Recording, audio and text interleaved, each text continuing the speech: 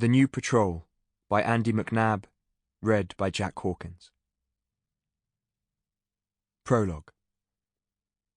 With the sound of the patrol in the distance moving away, the figure slipped from cover and walked over to the trail. He had heard them approach, watched each soldier pass not more than a few meters away from where he'd been hiding, wondered which one would fall victim to the device already hidden beneath the path. It didn't matter, though he had a particular distaste for the Afghans who had walked past in their Western combat clothing, carrying American M16s.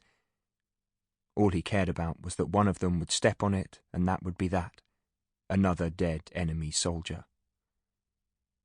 Crouching down, the man checked the area carefully. He smiled. He liked this way of working. Laying the IEDs in advance, then connecting them later to a battery once the enemy had been seen in the area. It meant that he and his Taliban brothers, could almost be sure of a kill. Remembering where the device was laid, the man eventually found the connecting wires, pulling them up from beneath the rock that had hidden them. Then the battery was quickly attached and hidden once again. The whole task had taken less than a minute. He would be at a safe distance before the patrol headed back this way, and without any possibility of his tracks being discovered.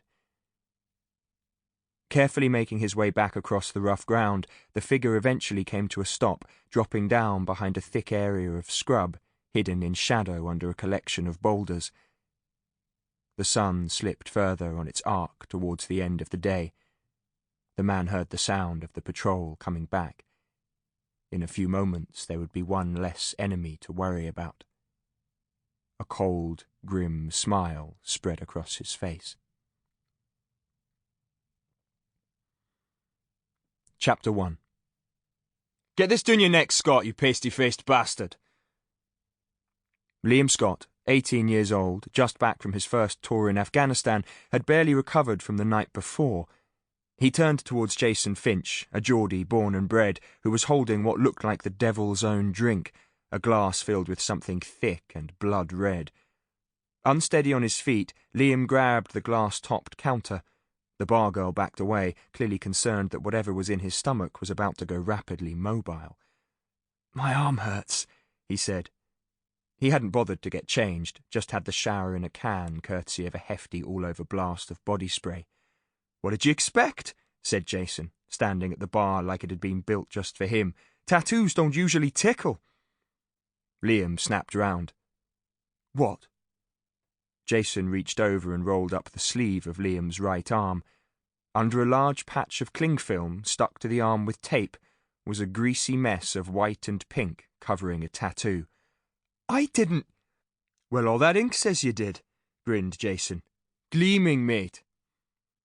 Liam peeled away the tape and caught sight of himself in the mirrored wall behind the bar. The tattoo was the cap badge of the Rifles Regiment, a bugle horn, under which was inscribed the word Rifleman. "That greasy stuff is actually nappy cream," said Jason, knocking Liam from his reflection. "Works a treat on helping a tattoo heal, apparently." Liam's arm stung like he'd been punched with an injection. Whose stupid idea had it been to come out to Ibiza so soon after getting back from theatre, and then to go and have a tattoo, he thought. Oh yeah, mine. Genius. Jason grabbed a pint of lager so cold that tiny ice crystals floated in it. He necked it. "You don't look so well, and by that I mean you look like crap."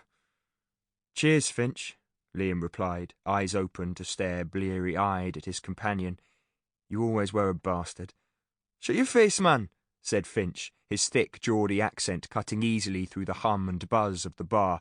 "You're alive because of me and my awesome ground sight. Don't go forgetting it." Liam couldn't respond to that. He'd served alongside Jason for 6 months in the heat and insanity of Afghanistan.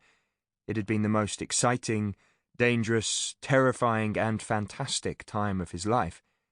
It was also the saddest, after the loss of his mate, Cameron, courtesy of a well-aimed RPG by the Taliban.